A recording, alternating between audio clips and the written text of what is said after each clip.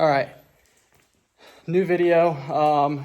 Today, well, in this video, we are going to tackle some of the wiring, some of the odds and ends stuff, and I've already started a little bit, and I'll show you guys kind of what I'm working with here.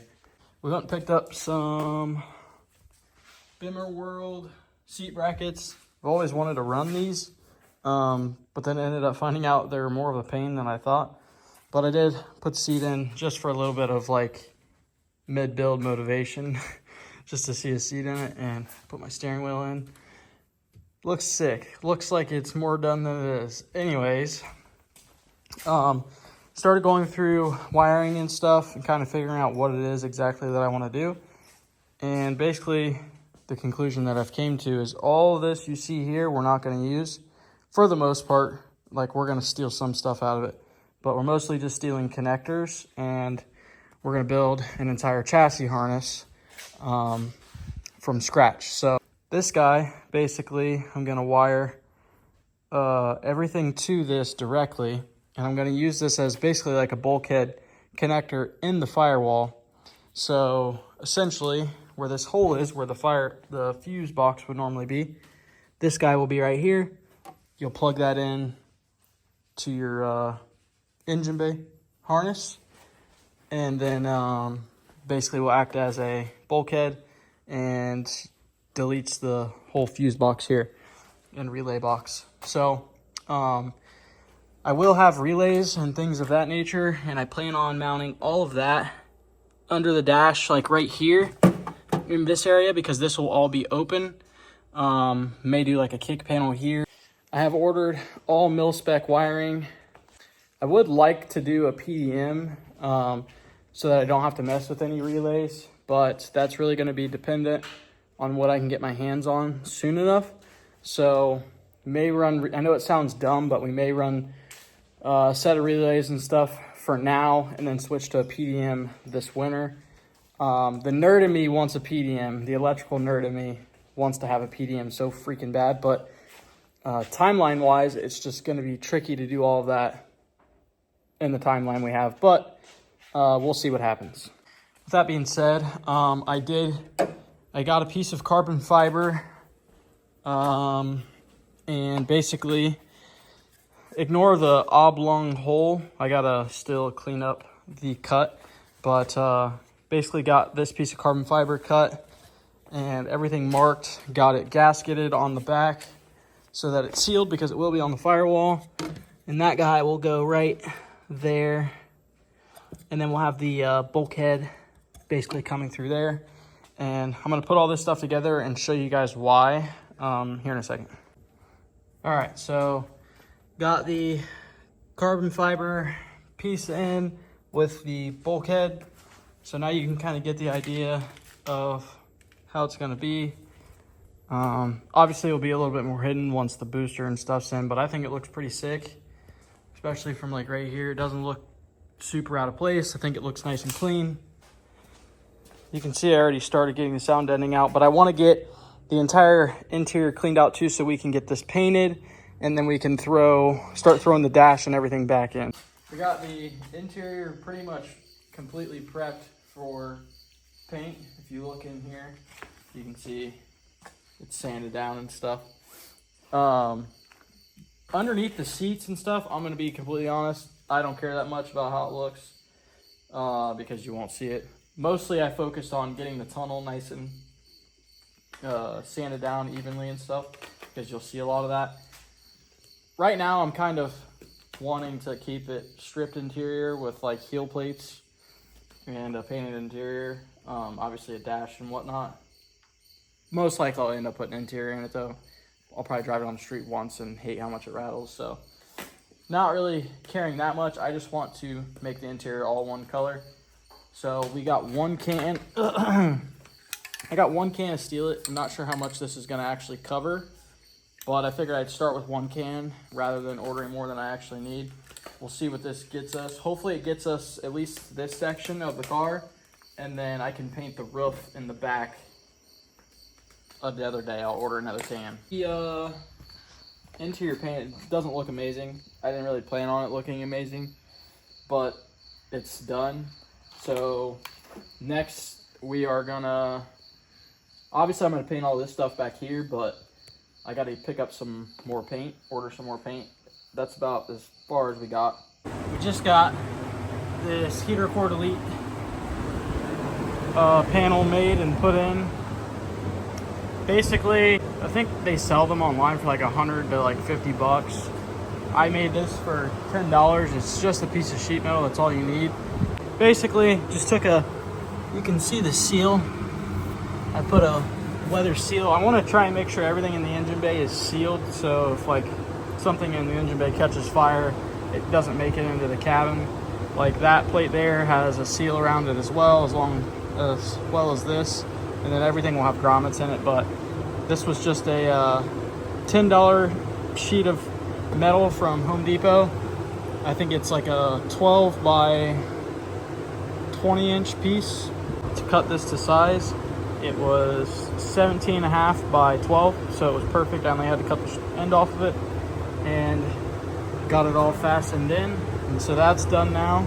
We got the pedal assemblies in. If you look up in there, pedals are in. We got the dash painted, which, ignore this. See how it's like shiny here? I hated that. I used a satin, which I thought that's what I used in the past, and it looked fine, but it looks cheap. I used a flat black and ran out over here. It looks much better if you walk over here. If you look here, like in this area, it looks a lot better, I think, at least. So, got the dash in, as you can see. Look in here. The dash is in. Got the steering column in. We got to pick up some, there's like locking bolts underneath the column that you have to like cut out. So I have to get some actual bolts I just hand threaded them in there for now. Got the seat just sat in there. I got to pull it back out, obviously, so I can get under the dash and run wiring and stuff. But pulled all the ducting and heat stuff out of the dash, so it's much lighter now too. Some of this I think we might cut out of this structure, maybe that bottom section there, or we might use it to actually mount up some of our electronics. But for the most part, all the electronics, relays, all that stuff are all going to mount underneath here instead of in the engine bay. So now that we got all this done, we can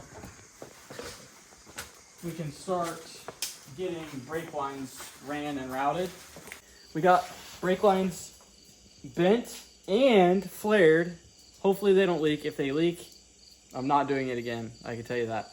I'll just buy braided lines. But we got the line that comes down for the front brakes, goes into a T, comes over, comes across. I'm really happy with everything from this point and up. You can kind of see up in there. I gotta put a fitting on, but it 90s down and comes over. This part I'm not that happy with, but I kind of screwed myself, and that's what we're stuck with. So then we got this line. It just comes over, hits a 90, and then immediately 90s down, and then 90s under.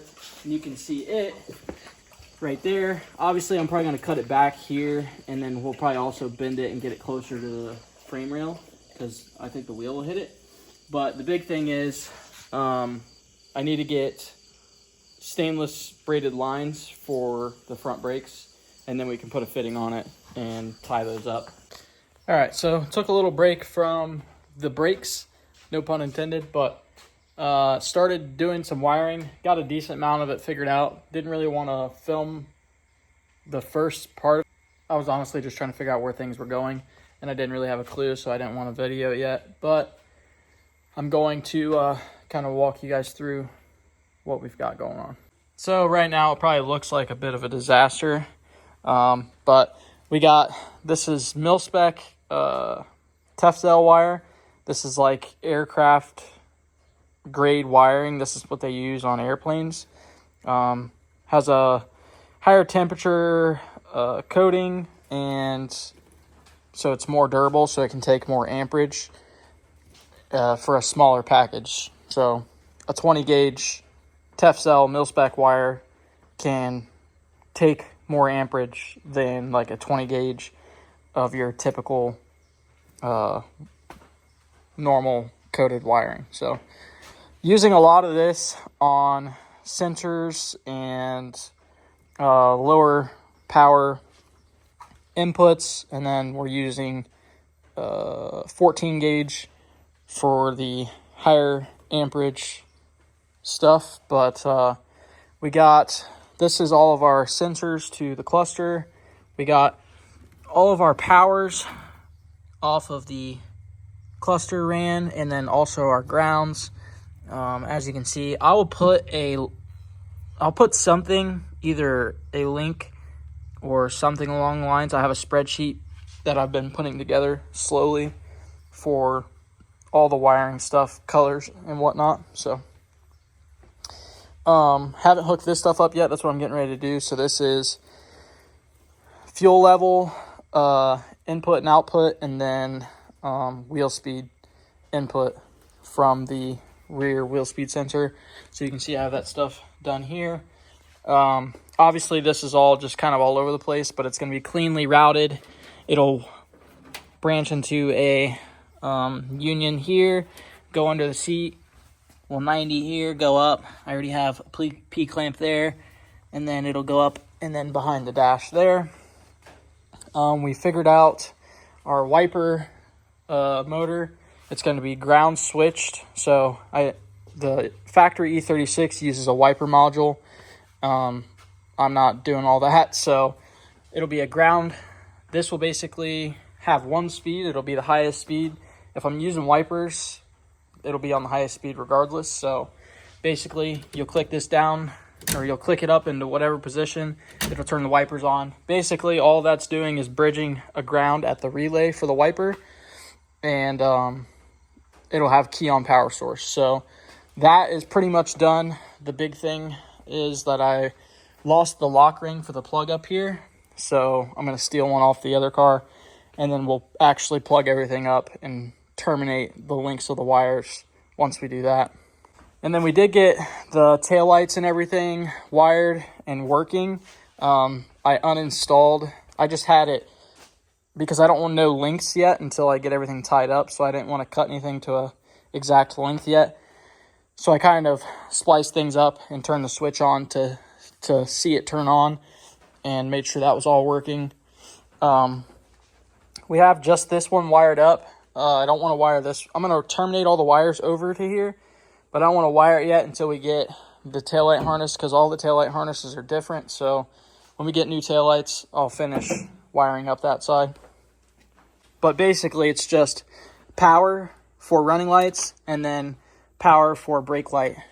The way that I'm going to do the brake light is basically it'll have constant power from a fuse source over there, and it just comes in the switch through one and the other. So when you apply the brake, it'll apply power. So you will technically be able to apply the brake and have brake lights with the car completely off. The one benefit to that is E36s, usually you have to have key on to get brake lights. The nice thing is when you're going through tech and you roll up to tech, shut the car off. When they want to check brake lights, you can just hit the brake lights. You don't have to get in the car and turn the key on. I know that's a little dumb thing, but it is something that bothered me about my car. So that's the way I wired it. And then as far as fuse box goes, what I decided to do was I took the fuse box that's normally mounted in the engine bay. I cut some of it off, and then it is going to get hard mounted right here.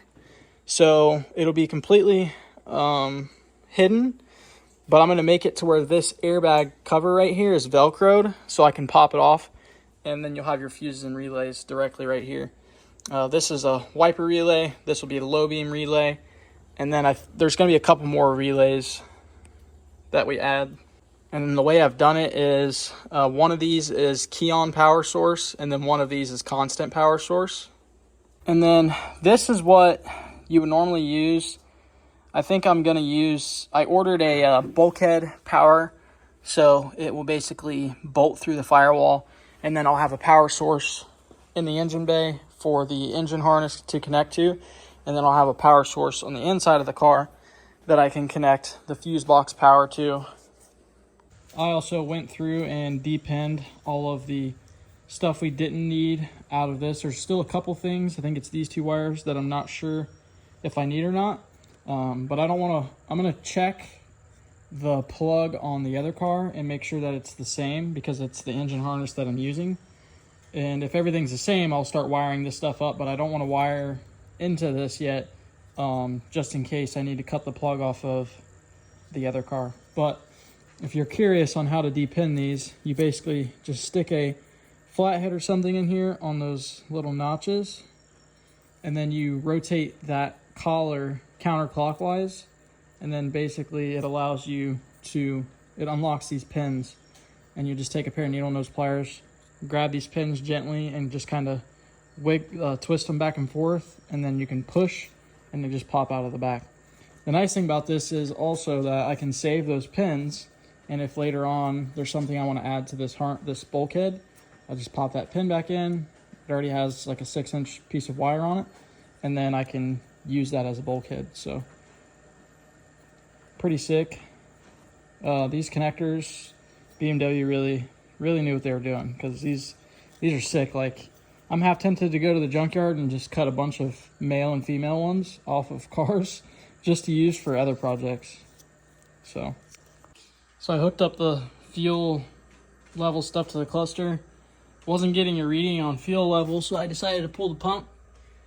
Look at all that. That looks nasty. This fuel doesn't even smell like fuel. That's how old it is, so it's safe to say we're going to be dropping the fuel tank on this thing. But I did notice, I don't know if it fell off when I pulled it out, but the float is not on the fuel pump, or on the sending unit. So I don't know if it fell off, like I said, or if it's been like that, but look at all that. Probably gonna throw these in the trash and pull the pump assemblies out of. I mean, look at that, dude, all that deterioration. Probably pull the ones out of the other car just to be safe, because I think that's the pickup right there. Ugh.